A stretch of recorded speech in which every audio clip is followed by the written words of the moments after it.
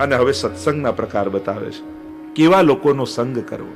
સંક્ષિપ્તમાં જો સાર રૂપે આપણે જોઈએ, બધા શ્લોકો લેવા જઈશું તો ઘણો સમય જાય. સત્સંગ કે કોને કહેવાય, કેવા ભગવદીનો સંગ કરવો, પહેલું લક્ષણ બતાવ્યું, જેને કૃષ્ણમાં પરમ પ્રેમ હોય એવા ભગવદીનો સંગ કરવો.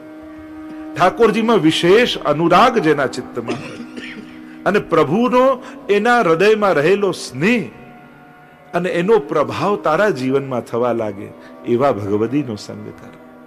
વાર્તા સાહિત્યમાં તમે અનેક પ્રમાણો જોશો, કેવા કેવા ભગવદી જીવો થયા, કેવલ પ્રભુના સુખ માટે જીવનારા જીવો થયા.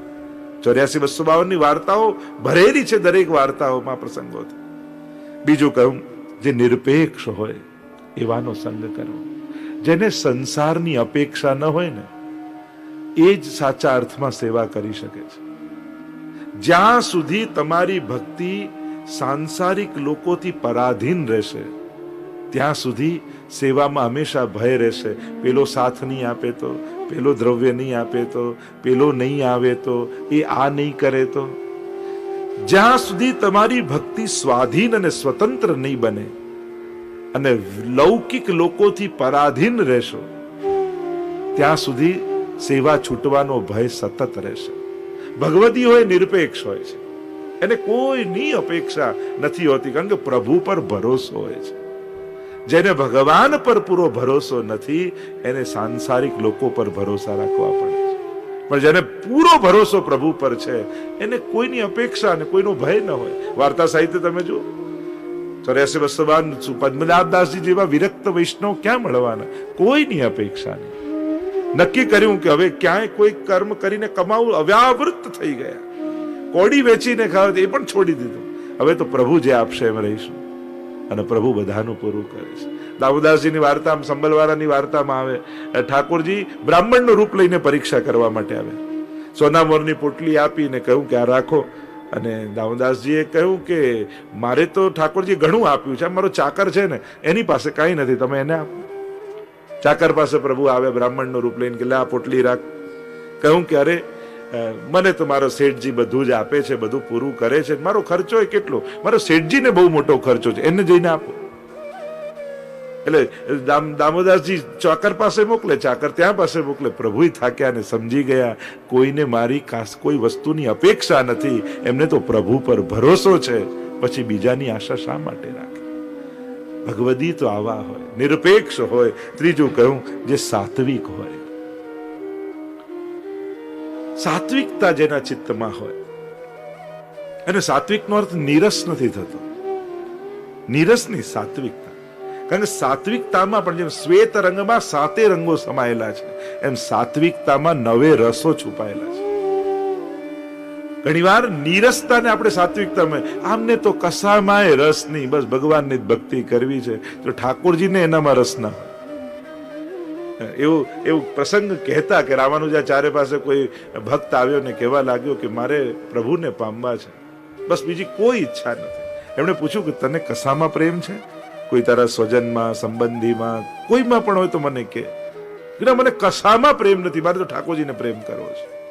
હજી વિચારી લે, તને કોઈ તારી પદાર્થમાં, ધનમાં, કોઈ વસ્તુમાં, ઘરમાં, મને કશામાં પ્રેમ નથી, મારે ભગવાનને પ્રેમ કરવો છે. ત્યારે એમણે કહ્યું તું કશાને પણ કોઈકને પણ પ્રેમ કરતો હોત ને તો એ પ્રેમને વાળીને હું ઠાકોરજી તરફ વાળી દેત, પણ તારા તો હૃદયમાં પ્રેમ જ નથી, તો પછી ભગવાનમાં જગાવવો કઈ રીતે? ઘણીવાર બહુ લૌકિક નંદદાસજી જેવા પેલા સ્ત્રીમાં આસક્ત થયા, એનું રૂપ જોઈને મોહિત થઈ ગયા, પણ એ મૂળ તો એમને રૂપમાં આકર્ષણ ને પરમ રૂપ તો પરમાત્માનું શ્રીનાથજીનું છે. તો જ્યાં સુધી એ નથી જોયું ત્યાં સુધી બધે આકર્ષણ છે, પણ એમનું જે આસક્તિ છે હૃદયમાં, બસ પ્રભુ તરફ વાળવાની જરૂર. અને જ્યાં ગુસાઈજીના શરણે ગયા અને શ્રીજીની તરફ જે વાળી, અષ્ટ સખામાંના સ્થાન પામી ગયા. તો જે સાત્વિક હોય, જેના મનમાં સાત્વિકતા હોય, અને સાત્વિક જીવ એ પરોપકારી હોય છે. જેના ચિત્તમાં સાત્વિકતા હોય એના મનમાં રાગ, દ્વેષ, મદ, ક્રોધ, ઈર્ષા આ બધું સમાપ્ત થઈ જાય છે, સહજ થઈ જાય. એટલે ઘણા લોકો કે મન એકાગ્ર કરો, આના પર વિજય કરો, આ બધું કરવા, કારણ કે આ બધા તો પ્રભાવ છે, સ્વભાવ સાત્વિક નથી એનો પ્રભાવ છે. એટલે મન એકાગ્ર કરવું, મન લગાડવું, ક્રામ ક્રોધ લોભ ઈર્ષા છોડવા, એના માટે કાંઈ એક ઉપર કામ કરવાની જરૂર નથી. અંતઃકરણને સાત્વિક કરો, આપમેળે આ બધું ખરી પડશે.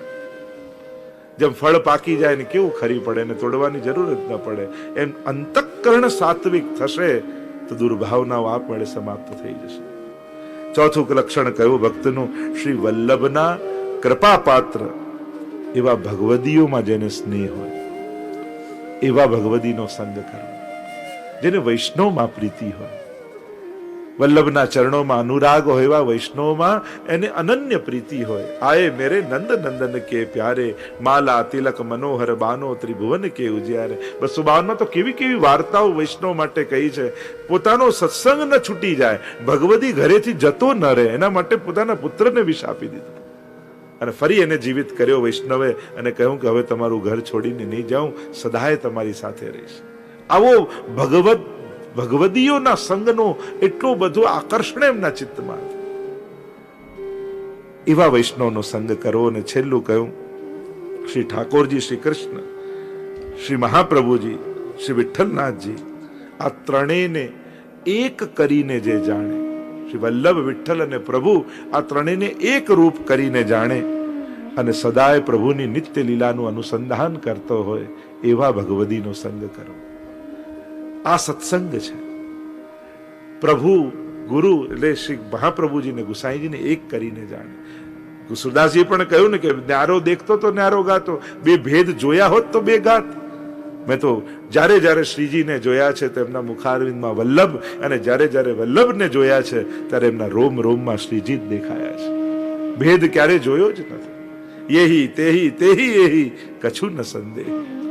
અમારા ગોપાલદાસજી પણ જ્યારે જ્યારે વલ્લભાખ્યાન તમે જોશો ને તો ગુસાઈજીનું ચરિત્ર ગાય એટલે પાછળ ઠાકોરજીનું ચરિત્ર ગાન કરી દે. રૂપ બેવું એક તે ભિન્ન થઈ વિસ્તરે.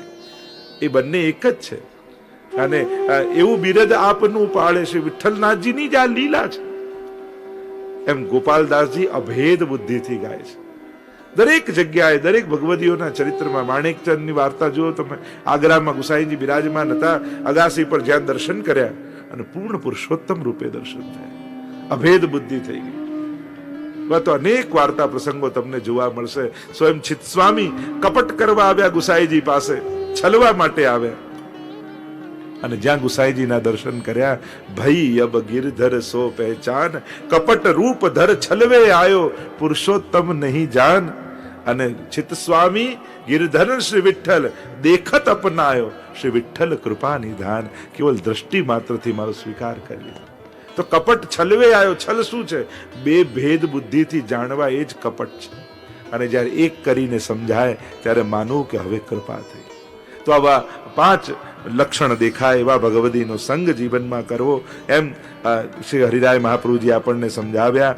આગળ 13મા શ્લોકમાં શ્રી હરિરાય મહાપ્રભુજી સમજાવે છે, શ્રી ઠાકોરજી, મહાપ્રભુજી, ગુસાઈજી અને જે કાંઈ પણ પ્રભુની લીલા સામગ્રી છે એ બધી અલૌકિક છે. અને આજ્ઞા કરતા કહું, નેતત સામ્યમ કદાચન, એની સરખામણી પણ કોઈની સાથે નહીં કરે. આ તત્વો એ પરમ અલૌકિક તત્વો છે.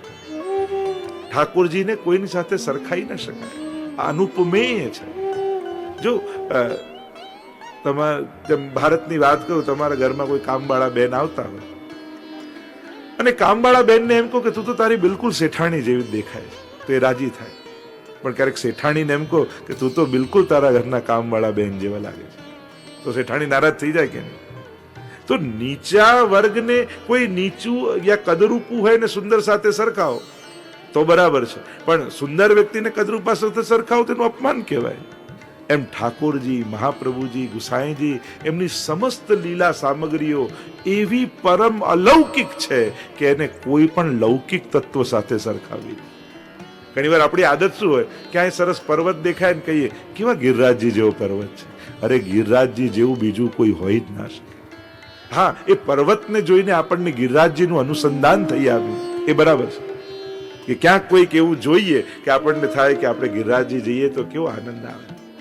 કોઈ નદીને જોઈને ઘણી વાર આપણે કેવા યમુનાજી જેવા, અરે યમુના તુમસી એક હો જો તુમ હી, તમારા જેવું બીજું કોઈ છે જ નહીં, એમ ભગવદીઓએ કહ્યું. અને એટલા માટે સાધારણ નદીને જોઈને યમુનાજી સાથે, હા, યમુનાજીનું અનુસંધાન કરી શકાય કે આ નદીને જોઈને ખરેખર મને તો યમુનાજી યાદ આવી ગયા. તમે એનું સ્મરણ કરી શકો, સરખામણી ન કરી શકો. કોઈ ગમે તેટલો મહાન વ્યક્તિ હોય પણ મહાપ્રભુ સાથે ક્યાં સરખામણી, એ ઠાકોરજી સાથે ક્યાં સરખામણી થઈ શકે? આમની સાથે કોઈ, કારણ કે કોઈ સારું ગાતો હોય તો આપણે એમ કહીએ કે આ તો લતા મંગેશકર જેવું ગાય છે. લતા મંગેશકર ગાતી હોય, આ તો કોકિલ કંઠી છે, કોયલ જેવું ગાય છે. પણ કોયલને કોની ઉપમા આપી? એ તો અનુપમેય છે. એમ અમારા ઠાકોરજી, શ્રીનાથજી બાબા, મહાપ્રભુજી, ગુસાઈજી, એમની સરખામણી કોઈને. અને સમસ્ત લીલા સામગ્રી ત્યાં સુધી કહ્યું, પ્રભુના સેવામાં જે પણ વસ્તુ વિનિયોગ થાય છે, ઉપયોગમાં આવે છે, એ કોઈ પણ વસ્તુ લૌકિક નથી. ક્યારે પણ એમાં લૌકિક બુદ્ધિ કરવી નહીં. એ બધી જ લીલા સામગ્રી પરમ અલૌકિક છે. એ ઠાકોરજીના પાત્રો હોય, ઠાકોરજીના વસ્ત્રો હોય, ઠાકોરજીના ખીલોના હોય, કોઈ પણ ભગવત સંબંધી વસ્તુ હોય, એમાં ક્યારેય પણ લૌકિક બુદ્ધિ નહીં રાખે. એમાં અલૌકિક ભાવ. આપણા હરિરાય મહાપ્રભુજી તો સહસ્ત્રી ભાવના બતાવી અને દરેક વસ્તુની ભાવના સમજાવી છે. અને ભાવાત્મક બુદ્ધિથી જ એ વસ્તુને જોવી. તમારે તમારી સેવાને જો અલૌકિક બનાવવી છે તો સેવામાં વપરાતી દરેક વસ્તુમાં અલૌકિક ભાવ સિદ્ધ કરતા શીખો.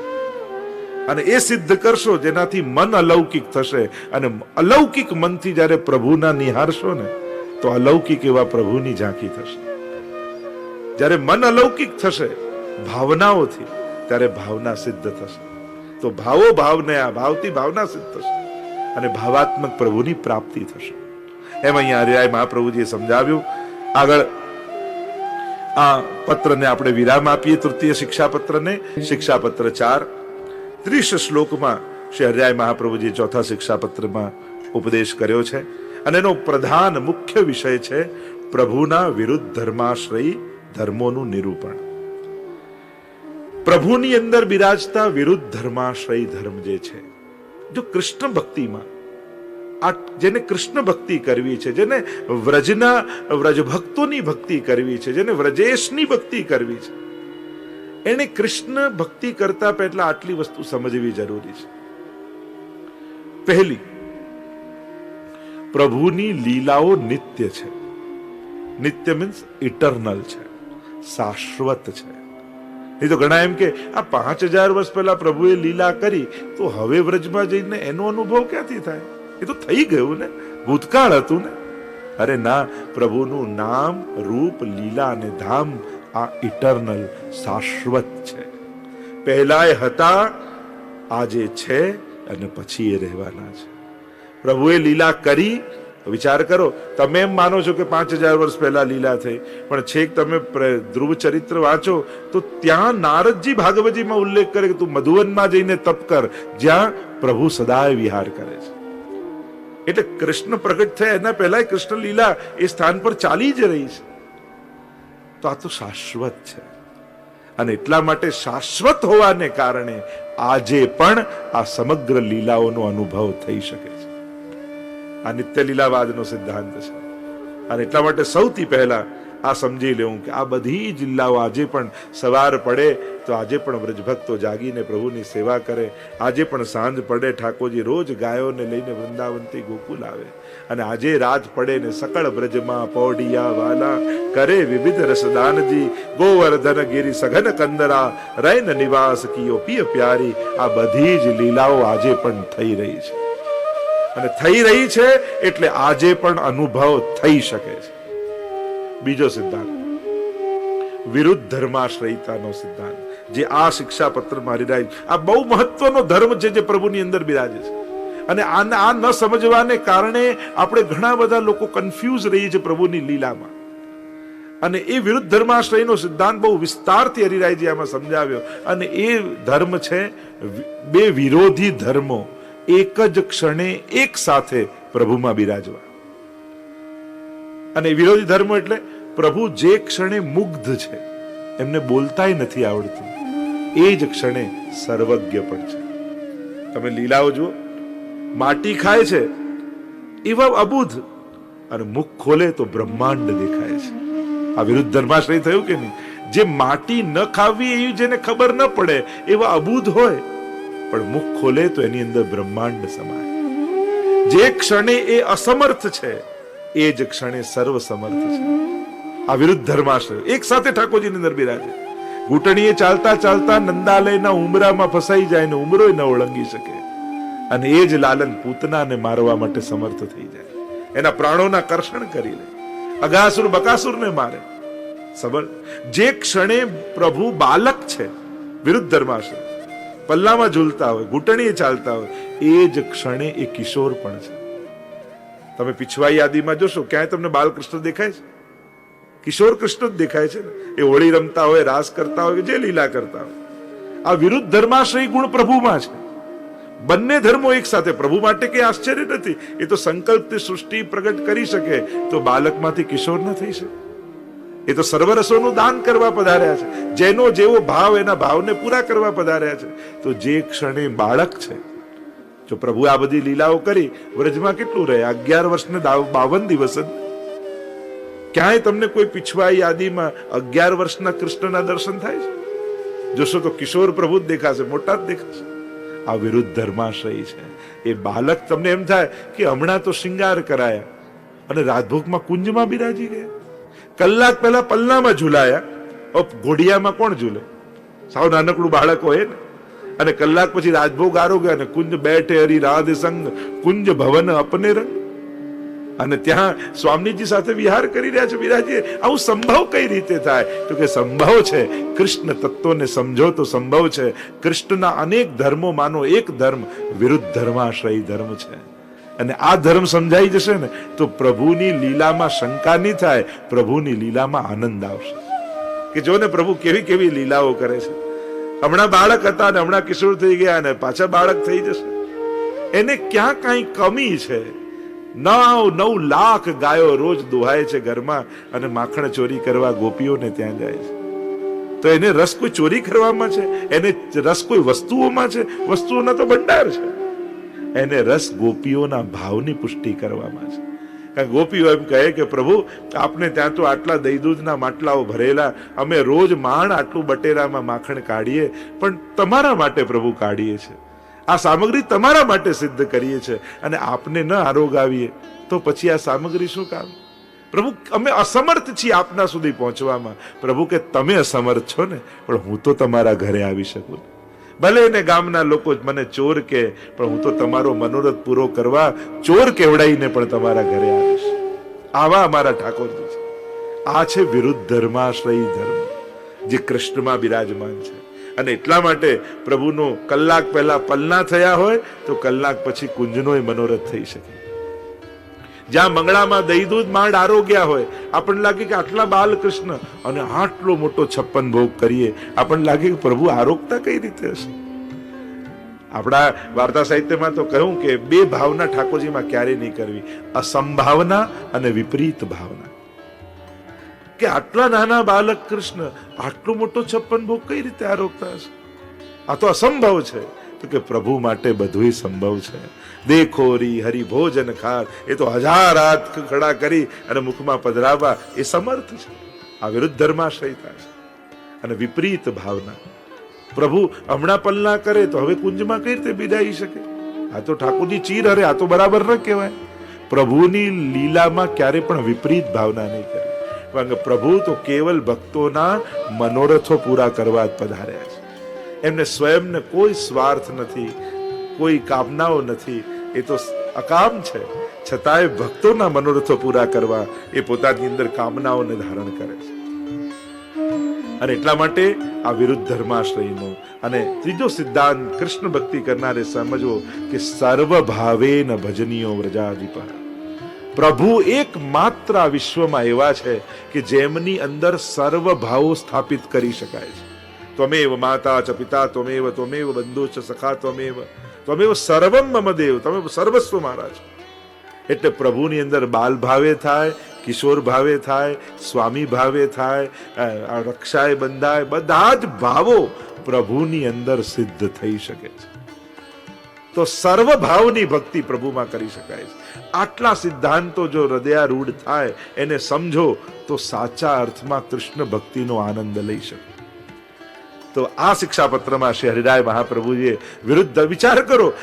એક ભાઈ પોતાના ભાઈને પત્ર લખી રહ્યો છે શોક દૂર કરવા માટે, પણ અહીંયા કોઈ લૌકિક ચર્ચા નથી થઈ રહી. ચર્ચા તો ભગવત ચર્ચા થઈ કે આપણા ઠાકોરજી કેવા છે, આપણને કેવું દુઃખ આવ્યું ને દુઃખમાંથી ક્યારે બહાર નીકળીશું ને કેમ. જે દુઃખને જ યાદ કરતા રહેશો તો દુઃખ જશે કઈ રીતે?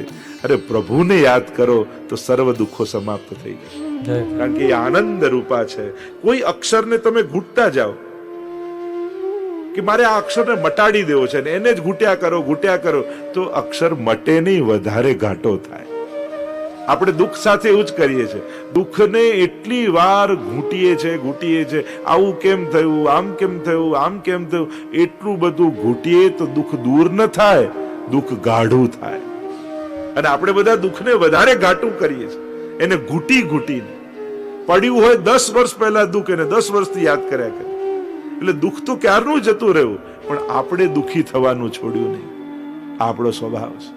હવે એ વ્યક્તિ નથી, એ વ્યવસ્થા નથી, એ સંજોગો નથી, કાંઈ નથી, પણ એ સ્મૃતિમાં એને ઘૂંટીને આપણે દુઃખી થતા રહીએ છીએ. આપણો સ્વભાવ છે. દુઃખ દૂર કરવાનો એક જ ઉપાય છે, પ્રપંચ વિસ્મૃતિ પૂર્વક ભગવદ આસક્તિ નિરોધ. પ્રભુમાં એવો પ્રેમ પ્રગટાવો કે સંસારના સુખ દુઃખ બંને ભૂલી જવાય, તો જ આનંદનો ઉદય થાય. તો આ ધર્મોની ચર્ચા આ પત્રમાં છે. તો અહીંયા પ્રભુના 2 પ્રકારના ધર્મોની ચર્ચા કરી, બહિરંગ ધર્મ અને અંતરંગ ધર્મ. બહિરંગ ધર્મ 5 બતાવ્યા. સાર તમને આ શિક્ષાપત્રનો કહું છું. 5 બહિરંગ ધર્મો પ્રભુમાં બિરાજમાન છે. પહેલો બહિરંગ ધર્મ છે કર્તૃત્વ. આ જે કાંઈ પણ થઈ રહ્યું છે એનો કરનારો પરમાત્મા છે. બીજું સર્વરૂપત્વ. જેટલા રૂપ નામ વિભેદેન જગત ક્રીડતી યોયત. આ જે કાંઈ દુનિયામાં રૂપ દેખાય છે એ બધા પરમાત્માના ધરેલા રૂપો છે. તત્વ રૂપે જ પરમાત્મા રૂપ નામ વિભેદેન જગત ક્રીડતી યોયત, એ જ ક્રીડા કરી રહ્યો છે. ત્રીજું કહ્યું સર્વધારત્વ. આ બધાનો આધાર ધારણ કરનારા પરમાત્મા છે. પ્રભુએ જ આ બધું ધારણ કરી રાખ્યું છે, નહીં તો સંભવ નથી. ચોથું ધર્મ કયો ન્યાયત્વ. પ્રભુ સર્વને ન્યાય કરનારા છે. અને પાંચમું કયું વિરુદ્ધ ધર્માશ્રયત્વ. આ વિરુદ્ધ ધર્માશ્રયતા પ્રભુની અંદર બિરાજમાન છે. અને એટલા માટે પ્રભુની વિપરીત લીલા દેખાય તો એ વિપરીતતાનો આનંદ લેવો, એનાથી દુઃખી ન થઈ જવાય. કોઈ બહુ ફેમસ હીરો હોય, એ ક્યારેક વિલનનો રોલ કરે ને તો લોકો ખાસ પિક્ચર જોવા જાય કે આ વખતે તો બહુ નેગેટિવ રોલ કરે છે, આ તો જોવું જ પડશે, લોકોને આકર્ષણ થાય. એમ અમારા ઠાકોરજી પણ ઘણીવાર વિપરીત લીલા કરે ને તો ભક્ત માટે તો આકર્ષણનું કારણ બને છે. અરે જોઈએ તો ખરા પ્રભુ આવું કઈ રીતે કરતા હશે. પ્રભુની તો આનંદસ્ય હરે લીલા, એ તો આનંદ રૂપ લીલા કરનારો છે. એ જે કાંઈ પણ કરે છે આનંદ આપે. કોઈ ગમે તેટલો સારો રોલ કરે તો એ ભલે વિલનનો એટલો બધો સારો રોલ કર્યો તો લોકો એને એવોર્ડ આપે કે આણે તો બહુ સારો રોલ કર્યો. અરે આ તો ખરાબ કામ કર્યું આણે. અરે ખરાબ કામ નથી કર્યું, ખરાબ વ્યક્તિનો રોલ કર્યો છે, એક્ટિંગ કરી છે. આ તો લીલા છે. નટનાટ્ય ધરો યથા. કુંતાજી કહે કે આપ તો એવા નાટક કરનારા છો કે અમારા જેવા અબુધ લોકો એ મૂંઝવણમાં ફસાઈ જાય કે પ્રભુ આમ કેમ કરે છે. પણ જે તથૈવ તસ્ય લીલેતી મત્વા ચિંતામ ધૃતમ તજેત. મહાપ્રભુજીએ મંત્ર આપ્યો કે આ બધી જ એની લીલા છે અને લીલા તરીકે આનંદ માણો. આમ વિરુદ્ધ ધર્મા અંતરંગ 2 ધર્મો આપ્યા, ઐશ્વર્ય અને માધુર્ય. આ પ્રભુના 2 અંતરંગ ધર્મો. 5 બહિરંગ ધર્મોની વાત કરી અને 2 અંતરંગ ધર્મોની વાત કરી. અને આમ સુંદર રીતે ઠાકોરજીના આ ધર્મોને આપણા હરિરાય મહાપ્રભુજીએ સમજાવ્યા. વિરુદ્ધ ધર્માશ્રયને ખૂબ અદ્ભુત રીતે આ શિક્ષાપત્રમાં સમજાવ્યું. સંક્ષિપ્તમાં જો તમને પરિચય કરાવું તો અહીંયા લગભગ 12, 13, 14, 15 આ શ્લોકોમાં 12 પ્રકારના વિરુદ્ધ ધર્માશ્રયની વાત હરિરાય મહાપ્રભુજી કરી રહ્યા છે. પ્રભુમાં 2 વિરોધી ધર્મો કઈ રીતે બિરાજે છે તો કહ્યું કે પ્રભુ સાપેક્ષ છે અને નિરપેક્ષ પણ છે. પ્રભુ ચતુર છે અને મહામુગ્ધ પણ છે. એ પરમ ચતુર છે. સ્વયં આવે છે નંદ બાબા પાસે ને કેવા કર્મના સિંધા કર્મણા જાય તે જંતુ કર્મણૈવ વિલીયતે સુખમ દુઃખમ ભયમ ક્ષેમમ કર્મણૈવ અભિપદ્યતે. એક તો જ્ઞાનનો ઉપદેશ આપે ને એવા મુગ્ધ કે એકવાર છાના માના મણિ કોઠામાં ઠાકોરજી પ્રવેશ કર્યો. ઘણા બધા માખણના માટલા પડ્યા હતા અને ચારે બાજુ થાંભલાઓ મણીઓથી જડેલા. માટલામાં હાથ તો નાખ્યો, પણ જ્યાં થાંભલામાં દ્રષ્ટિ કરી તો મણીમાં ભગવાનને પોતાનું પ્રતિબિંબ દેખાયું અને પ્રભુ ડરી ગયા, એવા મુગ્ધ. અરે આ કોઈ વ્રજનું બાળક અંદર ઘૂસી ગયું છે ને એને મને માખણ ચોરતા જોઈ લીધું. તુરંત પહોંચી ગયા નજીક અને માખણ લીધું હાથમાં. જો મૈયાને કહેતો નહીં, થોડું માખણું તને આપું છું. અને માખણ લઈને પોતાના પ્રતિબિંબને ચોંટાડવા લાગે, એને ખવડાવવા લાગે. આવા મુગ્ધ છે. અને એ જ પ્રભુ પરમ ચતુર પણ છે, મોટા મોટા ઋષિઓને આનંદ આપનારા પરમાત્મા છે, સર્વજ્ઞ છે અને અજ્ઞ પણ છે. એક બાજુ જોવા જાવ તો પ્રભુ બધુંય જાણે છે, અને એક બાજુ જોવા જાવ તો ઠાકોરજી કશું જાણતા નથી. ચંદ ખિલોના લેહો, મૈયાને જીદ કરે, મૈયા મૈયા મુકુ તો ચંદા મામા ખેલવે કે લીએ જઈએ, ચંદ્રમા મને રમવા માટે લઈને આપો. મૈયા કે ચંદ્રમા મામા લાવું કઈ રીતે? અને ત્યાં પ્રભુ એવી લીલાઓ કરે છે જાણે પરમ અજ્ઞ હોય, જાણે કોઈ જ્ઞાન જ ન હોય આપને, એવા અબૂધ બની જાય. જો આ તો નિર્દોષતાના ખેલ છે, આ તો પ્રભુની લીલાઓના આનંદ છે. આ વિરુદ્ધ ધર્માશ્રય. ત્રીજું કહું, પ્રભુ આત્મરામ છે અને ગોપી રતિ વર્ધન પણ છે. પ્રભુને કોઈની અપેક્ષા નથી અને પ્રભુ ગોપીઓને વશ પણ છે. આ બંને વિરુદ્ધ ધર્માશ્રય ધર્મો છે. આગળ કહું, પ્રભુ પૂર્ણ કામ છે ને કામાર્થ પણ છે. પ્રભુ સ્વપ્રકાશ છે ને અપ્રકાશ પણ છે, બહિષ્ઠ છે ને અંતસ્થિત પણ પ્રભુ છે, સમર્થ છે ને અસમર્થ પણ છે. પ્રભુ ક્યાંક તમને એ જ પરમાત્મા કૃષ્ણ ચરિત્રમાં સમર્થ દેખાશે. એ તો સર્વ ટચલી આંગળીમાં ગિરિરાજજીને ધારણ કરી, અને એ જ પ્રભુ પીવત દૂધ સિરાય. એક બાજુ તો દાવાનળનું પાન કરે અને બીજી બાજુ મૈયાને કે મૈયા દૂધ બડો ગરમ હે, એટલે ફૂંક મારી મારીને ગરમ દૂધને ઠંડુ કરીને પીએ. એવા અમારા ઠાકોરજી છે. વાર્તા સાહિત્યમાં પેલું ગરમ ખીર હતી ને કેવા દાજી ગયા નારાયણદાસજીને ત્યાં ચંદ્રમાજી, હાથ ઝટક્યા ને આજે પણ એમની આંગળીઓ દાઝેલી છે. તેવા અસમર્થ પણ છે ને સર્વસમર્થ પણ છે કે આંખો બંધ કરે ગુવાળિયાઓને દાવા નળનું પાન ઠાકોરજી કરી જાય. આવા વિરુદ્ધ ધર્માશ્રયી ધર્મો અમારા ઠાકોરજીની અંદર બિરાજે છે અને એ જ પ્રભુના ચરિત્રની શોભાની અભિવૃદ્ધિ કરનારા છે. એમ કહી સુંદર રીતે આને સમજાવ્યું. 18મા શ્લોકમાં આ શિક્ષાપત્રમાં શ્રી હરિરાય મહાપ્રભુજી સમજાવે છે.